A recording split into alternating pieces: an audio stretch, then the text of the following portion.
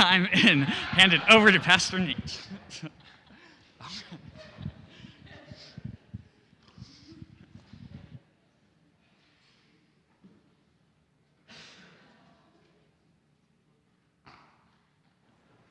I think Pastor Sarah is going to be regretting that she's not here today. I can't wait to rub this in her face. Sorry, her pretty face. Oh my God. It is surreal to be on this side of the church again. Hi, everybody. Hi. Okay.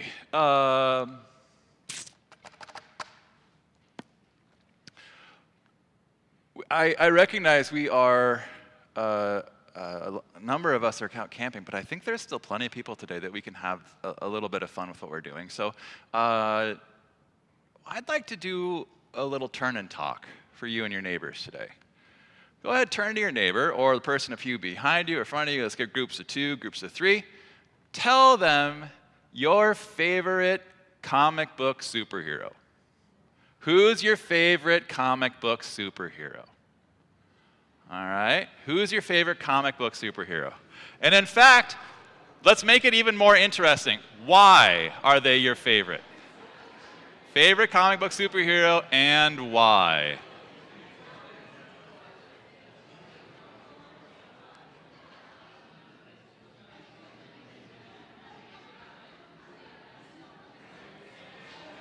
And I'm going to give you about 15 more seconds.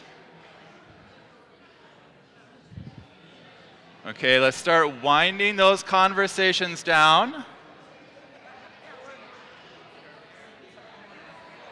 Oh my gosh. Okay, grown-ups, I'm going to try a thing that we do with kids. Ba ba ba da ba. Oh, that was close. Yeah, ba ba. There we go. All right, that's hit a spark for a few of us. This is exciting. What are some of the superheroes we had that came up? Go ahead and shout them out. Yoshi, like the Super Mario Yoshi? That's awesome. Okay, go ahead, shout them out. Wonder Woman, fantastic. Charlie, you guys are not playing along. Okay, Linus. You excel, that's right. Who? Underdog. Nice choices. Okay, well, I love the variety and some of the niche comic books you're choosing here. Anybody got someone a little more traditional that would really help the sermon? Superman, Spider-Man. Okay, thank God. What? Joy, what did you say in the back? Batman. Yeah. Oh, freaking love Batman. That's awesome. All right. I don't know how much of this is going to work with some of our like Peanuts characters, Underdog even, but I'd like us to think about these guys, these characters, for a little bit. What is it that makes them a superhero?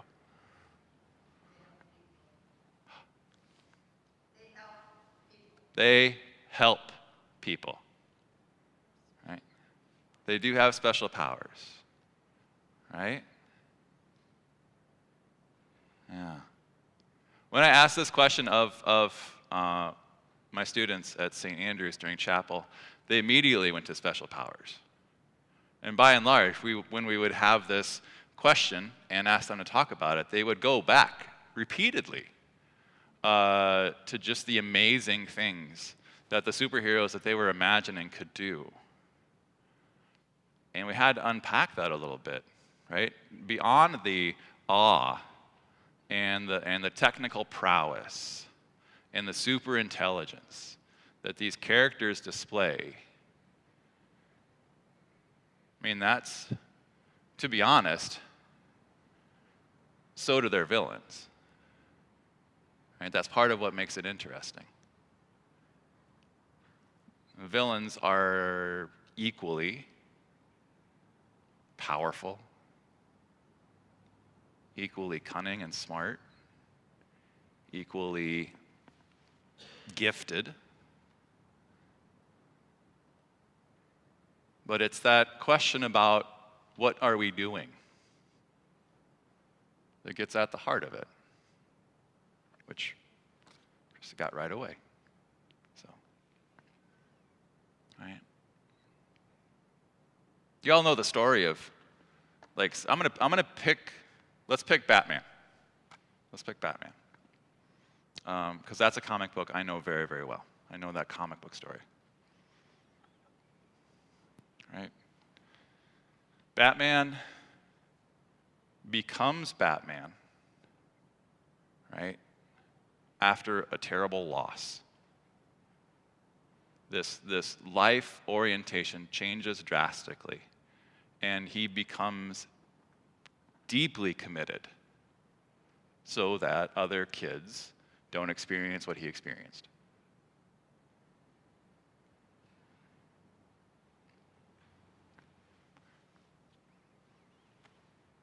Superman is Superman, not because he is so incredibly powerful, but because he was raised by loving parents. In the Midwest, I might add. Right?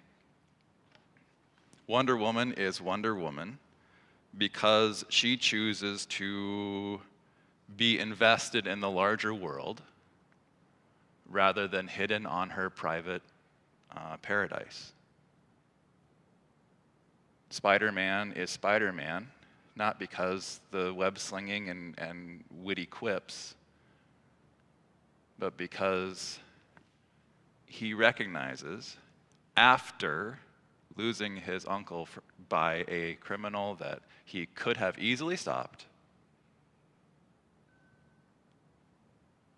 that the better thing to do is to become a force for good in the world. Right? That great line that his deceased uncle had told him, with great power comes great responsibility. Yeah. And our supervillains, I can't say almost all of them, but so many of them have incredibly similar stories.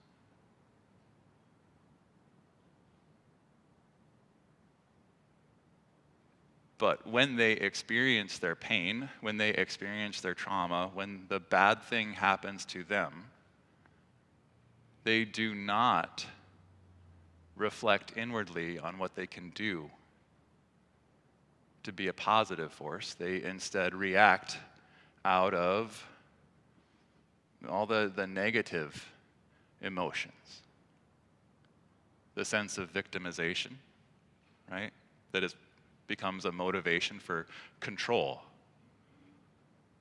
excusing selfish behavior, excusing destructiveness, because that's the vengeful and right thing to do.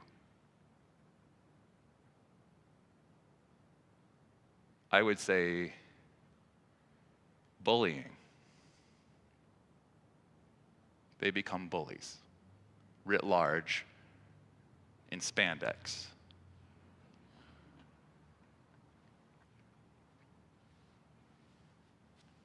I've been thinking a lot about bullying this week.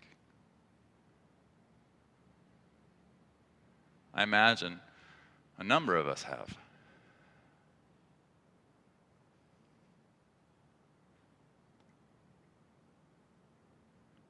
It's been an odd week for our country.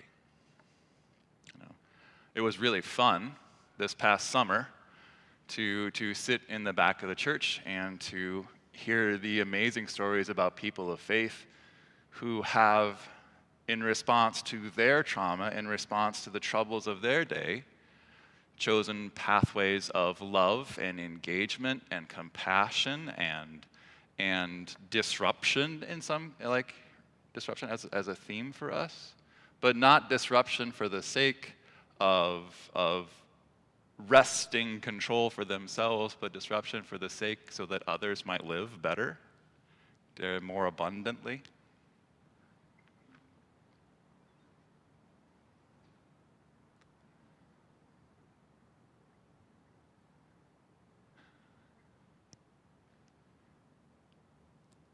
And regardless of where we come from on the political spectrum, And I get to say it this week because I'm a one-off, right? If you don't like this, if you get a different pastor next week, it's fine. But regardless of where we come from on the political spectrum, I can tell you we lost a big bully this week.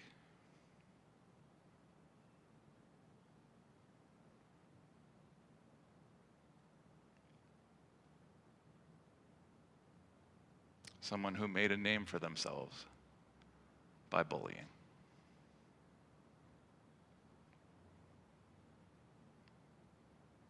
And exactly the same as it would happen on the playground of my youth or the hallways of a lot of different schools, when the people who we think are invulnerable get hurt, the other bullies get really righteously angry, right?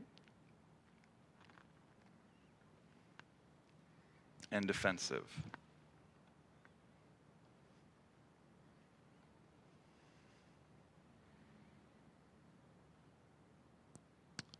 And also, just like what would happen to me if I was the younger version of myself, it seems it repeats. Because I've been expressing a lot of schadenfreude this week.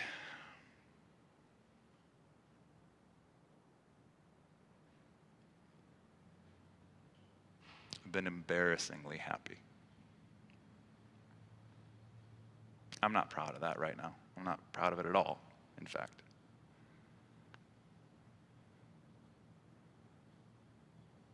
I'm confessing it.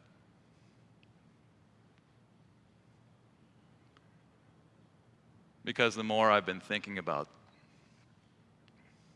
how we as a people respond to this,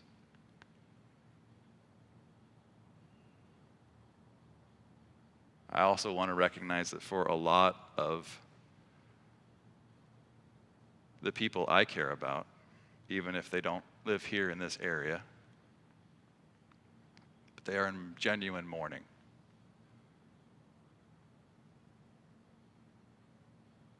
Because they don't experience or haven't experienced this person's death as being a loss of a bully, but a loss of a hero. Someone who helped inspire them and move them to try to be better or to try to find their purpose in life. I wonder what that is. Anybody know? All right, that's all. Thanks. Appreciate it. And if I care about them,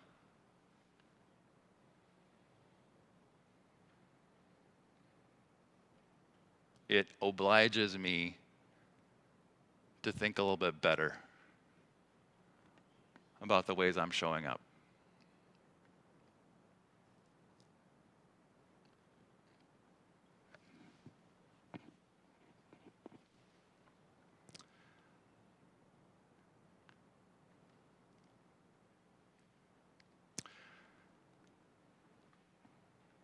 Because we don't always experience the same story at the same time.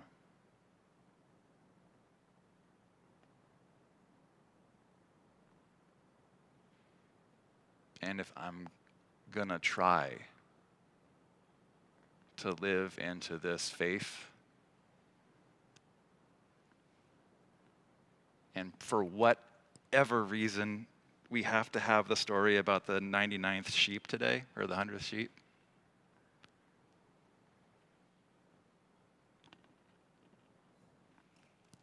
And God's never-ending desire that we all belong together.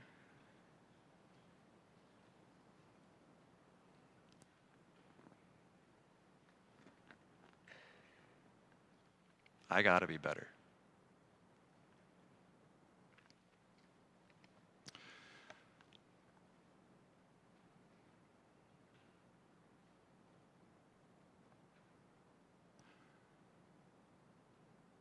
We as a church.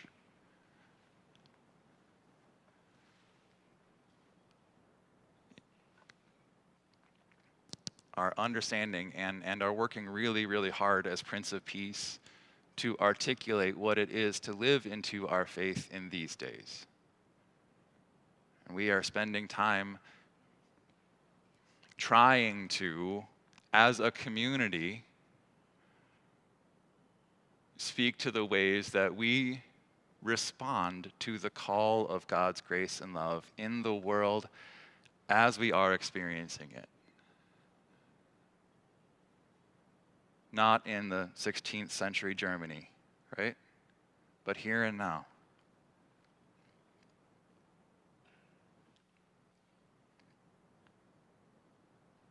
And that is not always easy.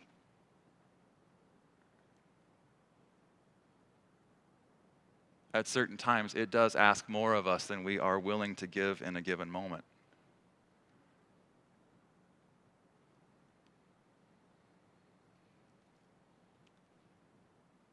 But I will also say this. What it asks of us is not impossible.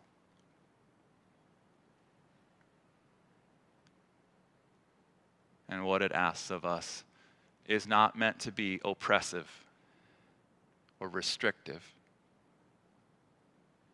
but to guide us towards places of compassion and love and open hearts and listening ears.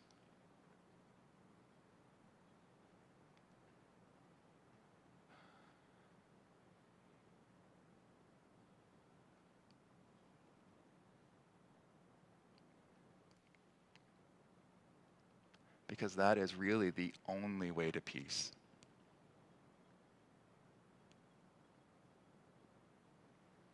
That is truly the only thing that ultimately does end all of the bullying.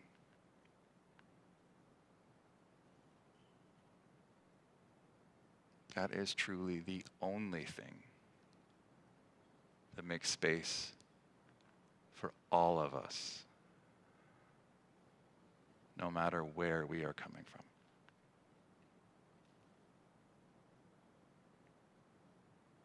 And that's worth it.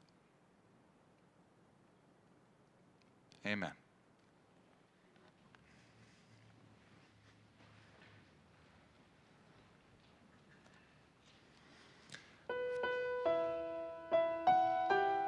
For our song.